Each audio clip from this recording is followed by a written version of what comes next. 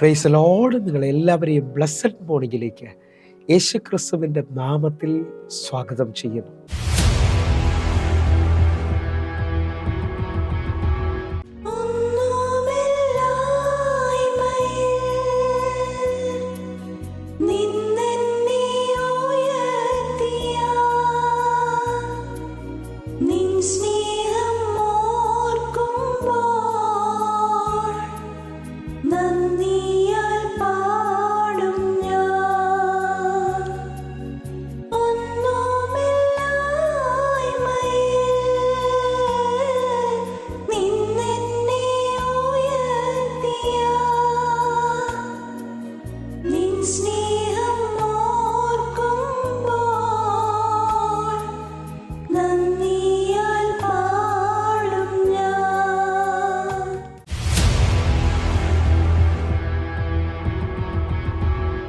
പ്രിയരെ, അനുഗ്രഹിക്കപ്പെട്ട ഒരു പ്രഭാതം കൂടെ നമ്മുടെ ജീവിതത്തിൽ അനുവദിച്ചു തന്ന വലിയവനായ ദൈവത്തെ നമുക്ക് ഒരുമിച്ച് ചേർന്ന് നന്ദി പറയാം. എത്ര പേർ പറയും, ഞാൻ നിന്നതല്ല, എൻ്റെ ദൈവം എന്നെ നിർത്തിയതാണ്. ഒന്നുകൂടെ പറഞ്ഞു കഴിഞ്ഞാൽ 2026 മാർച്ച് മാസം 7-ാം തീയതി വരെയും എന്നെയും എൻ്റെ കുടുംബത്തെയും കണ്ണിലെ കൃഷ്ണമണി പോലെ സൂക്ഷിക്കുകയും വിടുവിക്കുകയും ചെയ്ത വലിയവനായ ദൈവത്തിന് നന്ദി പറഞ്ഞുകൊണ്ട് ഈ പ്രഭാത ചിന്തയിലേക്ക് നമുക്ക് ഒരുമിച്ച് അടുത്തു വരാം.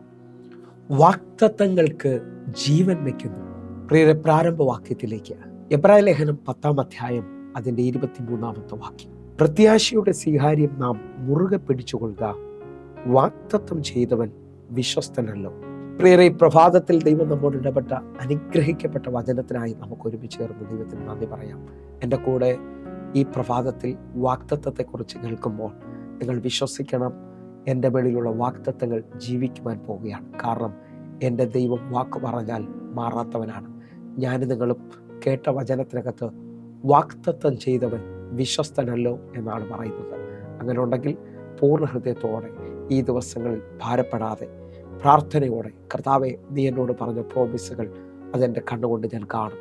ഈ മണിക്കൂറുകളിൽ, ഈ ദിവസങ്ങളിൽ ആ വാഗ്ദത്തത്തിൻ്റെ ചില നിവർത്തീകരണം കാണാനായി ഞാൻ ആഗ്രഹിക്കുകയാണ്. ഞാൻ ഈ ആരംഭത്തിൽ തന്നെ ചിലവരെ നോക്കി വിളിച്ചു പറയുകയാണ്, നിങ്ങൾ ഇന്നലകളിൽ കേട്ടത് വീണ്ടും ഒരാളെ കൊണ്ട് റിപ്പീറ്റ് ചെയ്ത് പറയിക്കാത്ത രീതിയിൽ കർത്താവ് അതിനെ നിവർത്തീകരണത്തിലേക്ക് കൊണ്ടുവരാൻ പോവുകയാണ്. വിശ്വസിക്കുന്നവരുണ്ടെങ്കിൽ നിങ്ങൾ അവകാശത്തിലേക്ക് കയറുകയാണ്. നിങ്ങളുടെ മുന്നിൽ നന്മ ഈ ദിവസങ്ങളിൽ വെളിപ്പെട്ട് വരാൻ പോകുന്നു. കർത്താവ് അതിൻ്റെ വാതിൽ നിങ്ങളുടെ മുമ്പിൽ തുറക്കാൻ പോവുകയാണ്. ഞാൻ ഒന്നുകൂടെ ആഴമായി പറയട്ടെ, വാഗ്ദത്തം പ്രാപിപ്പാൻ നിങ്ങൾ വ്യക്തമായി 3 കാര്യങ്ങൾ ഓർത്തിരിക്കണം. എബ്രായ ലേഖനം 6-ാം അധ്യായത്തിൽ നിന്നാണ് ഞാൻ ഈ പറയുന്നത്. എബ്രായ ലേഖനം 6:11 നിങ്ങൾ അവസാനത്തോളം ഉത്സാഹം കാണിക്കണമെന്നും 12-ാമത്തെ വാക്യത്തിൽ അങ്ങനെ നിങ്ങൾ മന്ദതയുള്ളവരാകാതെ വിശ്വാസത്താലും ദീർഘക്ഷമയാലും വാഗ്ദത്തങ്ങളെ അവകാശമാക്കുന്നവരുടെ അനുകാരികളായി തീരുമെന്നാണ് അവിടെ പറഞ്ഞിരിക്കുന്നത്. ഈ 3 കാര്യങ്ങൾ വാഗ്ദത്തം പ്രാപിപ്പാൻ നാം തിരിച്ചറിയണമെന്ന് ഓർപ്പിക്കുന്നു. 1, ഉത്സാഹത്തിൽ മടുപ്പില്ലാതിരിക്കണം. 2, വിശ്വാസം വെളിപ്പെടുത്തണം. 3, ദീർഘക്ഷമയോടെ അതിനെ പ്രാപിക്കണം. എന്നെ കേൾക്കുന്നവരെ, 2 കൊരിന്ത്യർ 1-ാം അധ്യായം അതിൻ്റെ 20-ാമത്തെ വാക്യം കൂടെ, ദൈവത്തിൻ്റെ വാഗ്ദത്തങ്ങൾ എത്രയുണ്ടെങ്കിലും അവനിൽ ഊവെന്നത്രേ, അതുകൊണ്ട് ഞങ്ങളാൽ ദൈവത്തിന് മഹത്വമുണ്ടാകുമാറ് അവനിൽ ആമേൻ എന്നും തന്നെ. ഈ കേട്ട വചനത്തിൽ കൂടെ നമുക്കൊന്ന് ഉറയ്ക്കാൻ പറ്റുമെങ്കിൽ, ദൈവത്തിൻ്റെ വാഗ്ദത്തങ്ങൾ എത്ര ഉണ്ടെങ്കിലും അവനിൽ അത് ഊവെന്നത്രേ. യേശുവിൽ നമുക്ക് സകലത ലഭിക്കുമെന്ന് ആ ഉറപ്പ് നമ്മുടെ വെളിപ്പെട്ട് വരട്ടെ. എന്നെ കേൾക്കുന്നവരെ, ഈ പ്രഭാത സന്ദേശത്തിൽ സാൽവേഷൻ ആർമിയുടെ ചരിത്രത്തെ തിരിച്ച ഷമുൽ ബ്രിങ്കിളിനെ കുറിച്ച് നിങ്ങളുടെ മുമ്പിൽ ഒന്ന് സംസാരിക്കാൻ ആഗ്രഹിക്കുകയാണ്. സാൽവേഷൻ ആർമിയുടെ സ്ഥാപകൻ വില്യം ബൂത്താണ്. വില്യം ബൂത്തിൻ്റെ സമയത്താണ് ഷമുൽ ബ്രിങ്കിളിൻ്റെ വളർച്ചയും, വില്യം ബൂത്തിൻ്റെ സമയത്താണ് അത്ഭുതകരമായി തൻ്റെ ജീവിതത്തിൽ വെളിപ്പെടുന്ന ഉയർച്ചയും കാണുന്നത്. നിങ്ങൾ വിശ്വസിക്കുന്നവരാണെങ്കിൽ എൻ്റെ കൂടെ ചേർന്നുകൊണ്ട്, ഷമുൽ ബ്രിങ്കിളിൻ്റെ പശ്ചാത്തലം എന്ന് പറയുന്നത് തൻ്റെ മുമ്പിൽ ദൈവവേല ചെയ്യണമെന്ന് വലിയ ആഗ്രഹമാണ്. പക്ഷേ തൻ്റെ മുമ്പിൽ സാഹചര്യങ്ങളെല്ലാം എതിരാണ്. കാരണം താൻ ഒരു ചെരുപ്പൂത്തിയുടെ മകനാണ്. ചെരുപ്പൂത്തിയുടെ മകൻ എന്ന ലേബലുള്ളത് കൊണ്ട് തനിക്ക് ബൈബിൾ കോളേജിലോ ദൈവവേല ചെയ്യാനുള്ള ഒരു സാഹചര്യം തുറന്നു കിട്ടിയിട്ടില്ലായിരുന്നു. എന്നാൽ തൻ്റെ ഹൃദയത്തിന് അതിയായ ആഗ്രഹം തന്നെ മടുപ്പില്ലാതെ മുമ്പോട്ട് കൊണ്ടുപോയി. താൻ അനേക പ്രാവശ്യം സാൽവേഷൻ ആർമിയുടെ ഓഫീസിൻ്റെ വാതിൽക്കൽ വന്ന് മുട്ടി.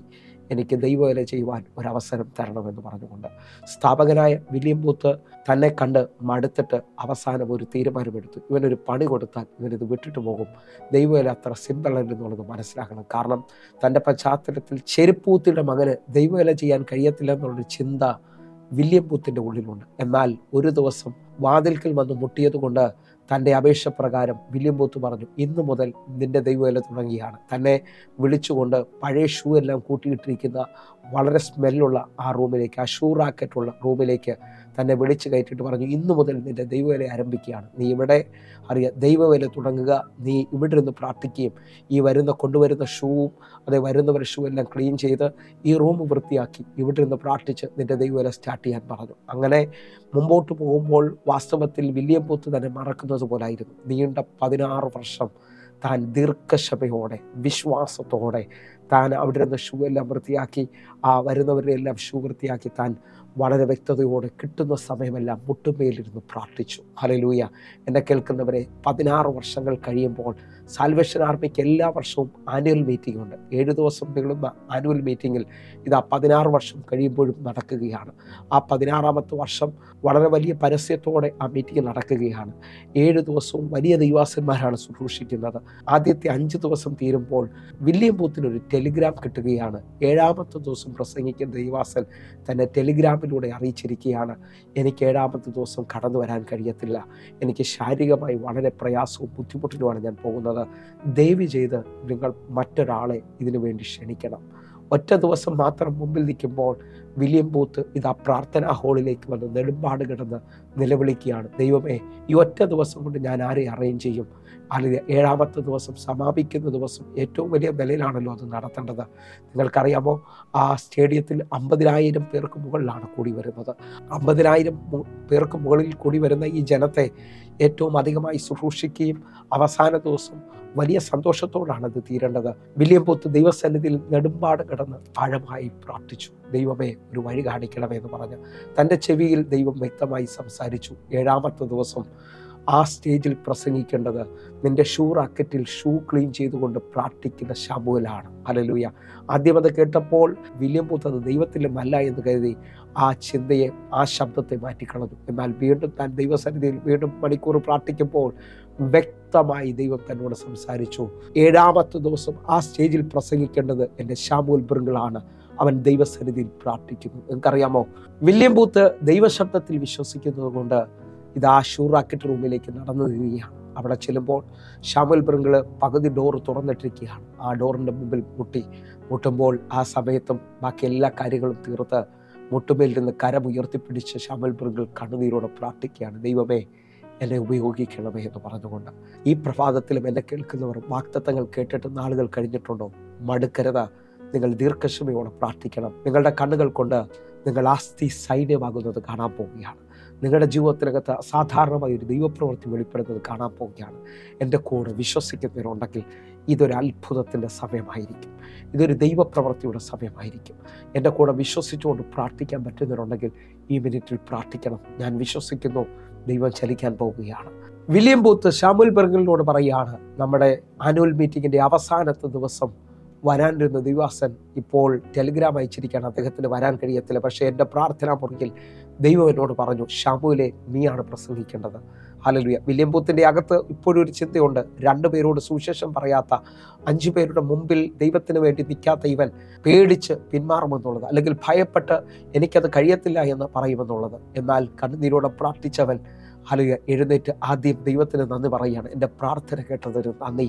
അടുത്ത പദം ഇതാ വില്യം ബൂത്തിനോട് പറയുകയാണ്, സാറേ, ഒത്തിരി നന്ദി. എന്നെ കേൾക്കുന്നവരെ, ഒറ്റ ദിവസം മാത്രം ശേഷിക്കുന്നുണ്ട്. നല്ലൊരു പുതിയ ഡ്രസ്സോ നല്ലൊരു ഷൂവോ ഇല്ല. അവിടെ നിന്ന് പഴയത് മാത്രം എടുത്തുകൊണ്ട് ഇന്നലകളിൽ ആരോ ഉപയോഗിച്ച തനിക്ക് ചേരുന്ന വിധത്തിലുള്ളൊരു കോട്ടെടുത്ത്, ഒരു വലിയ ലോഹ പോലുള്ള കോട്ടെടുത്ത് മുറുക്കി കെട്ടി ആ ഷൂവും ഇട്ട് 7ാമത്തെ ദിവസം വില്യം ബൂത്തിൻ്റെ പിറകെ സ്റ്റേഡിയത്തിലേക്ക് നടന്നു നീങ്ങുകയാണ്. വില്യം ബൂത്ത് തന്നെ സ്റ്റേജിലേക്ക് ക്ഷണിക്കുകയാണ്. വില്യം ബൂത്ത് 7ാമത്തെ ദിവസം അനൗൺസ് ചെയ്യാണ്, 7ാമത്തെ ദിവസം നമ്മുടെ നടുവിൽ വരേണ്ട ദൈവാസന ശാരീരിക ബുദ്ധിമുട്ടുള്ളത് കൊണ്ട് വരാൻ കഴിഞ്ഞില്ല.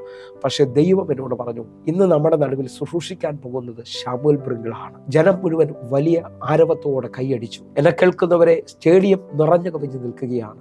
ശമൂവേൽ ബ്രിങ്കിളിനെ ഇതാ വില്യം ബൂത്ത് മൈക്ക് കൈമാറാൻ ക്ഷണിക്കുകയാണ്. ആ സമയത്ത് വില്യം ബൂത്തിന്റെ ഹൃദയത്തിൽ വലിയ ഭാരമുണ്ട്. ഇനി എന്താണ് ഇവിടെ സംഭവിക്കാൻ പോകുന്നത്? എന്നാൽ മൈക്ക് നിറകണ്ണുകളോട് മേടിച്ച ശമൂവേൽ എല്ലാവരെയും എഴുന്നേൽപ്പിച്ച് നിർത്തിക്കൊണ്ട് നമുക്കൊരുമിച്ച് കണ്ണുകളടയ്ക്കാം, പ്രാർത്ഥിക്കാമെന്ന് പറഞ്ഞു. എന്നെ കേൾക്കുന്നവരെ, സാൽവേഷൻ ആർമിയുടെ ചരിത്രത്തിൽ ആദ്യമായി ഉണർവിൻ്റെ കാറ്റടിക്കാൻ പോവുകയാണ്. ദൈവപ്രവൃത്തിയുടെ ശക്തി വെളിപ്പെടാൻ പോകുന്നു.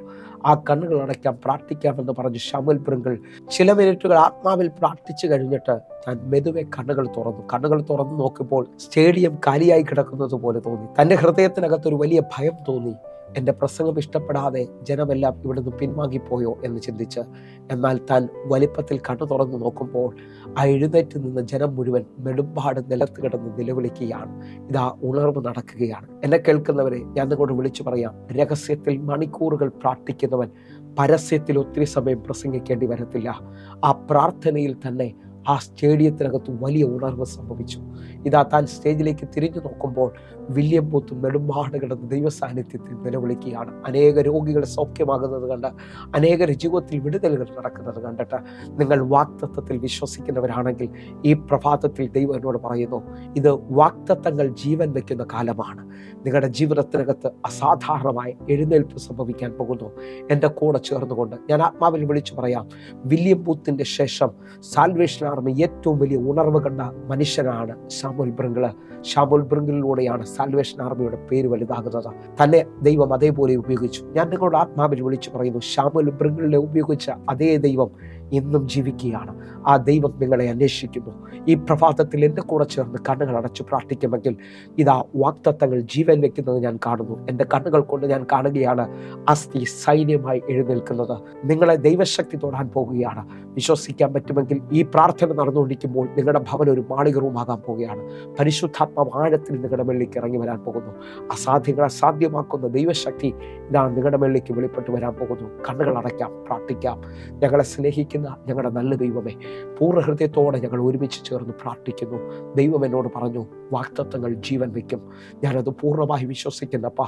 ഇന്ന് എൻ്റെ കൂടെ പ്രാർത്ഥിക്കുന്ന ഓരോ മക്കളുടെ മേലിലേക്കും ചിന്തിക്കാൻ പറ്റാത്ത ദൈവപ്രവർത്തികൾ സംഭവിക്കട്ടെ. കർത്താവ് അത് ചെയ്തു തുടങ്ങുന്നതിനായി നന്ദി. ഈ ദിവസം ഞങ്ങൾക്ക് മറക്കാൻ പറ്റാത്തതായി തീരട്ടെ. ഈ മാസം ഞങ്ങൾക്ക് മറക്കാൻ പറ്റാത്ത വിടുതലുകൾ സംഭവിക്കട്ടെ. ദൈവം ഞങ്ങളുടെ കൂടെ ഉണ്ടെന്നുള്ളത് തെളിയിക്കട്ടെ. ഞങ്ങളുടെ കണ്ണുനീര് തുടച്ചതിനായി നന്ദി. യേശുവിൻ നാമത്തിൽ പ്രാർത്ഥിക്കുന്നു. കേൾക്കണം പിതാവേ. ആമേൻ, ആമേൻ. പ്രിയരെ, ഈ പ്രഭാത സന്ദേശം നിങ്ങൾക്ക് അനുഗ്രഹമായി ഞാൻ വിശ്വസിക്കുന്നു. വേഗത്തിൽ തന്നെ നിങ്ങൾ യൂട്യൂബ് ചാനൽ സബ്സ്ക്രൈബ് ചെയ്യുകയും ഫേസ്ബുക്കിലേക്ക് നിങ്ങൾ ജോയിൻ ചെയ്യുകയും ചെയ്യണമെന്ന് ഓർമ്മിക്കുന്നു. അതേപോലെ കൂടുതൽ വിവരങ്ങൾക്കായി പ്രാർത്ഥിക്കാനായി നിങ്ങൾ വിളിക്കണം. എല്ലാ ദിവസവും വൈകുന്നേരം ഇന്ത്യൻ സമയം 6 മണിക്ക് നമുക്ക് സൂമിൽ ആരാധനയുണ്ട്. അനേക ആയിരങ്ങൾക്ക് അത് വിടുതലായിട്ടുണ്ട്. നിങ്ങളെ ഞാൻ ക്ഷണിക്കുന്നു, നിങ്ങൾ കടന്നു വരണം. കർത്താവിൻ്റെ വലിയ പ്രവൃത്തി നിങ്ങളുടെ ജീവിതത്തിൽ വെളിപ്പെടും. കർത്താവ് നിങ്ങളെ മാനിക്കട്ടെ. God bless you. ആമേൻ.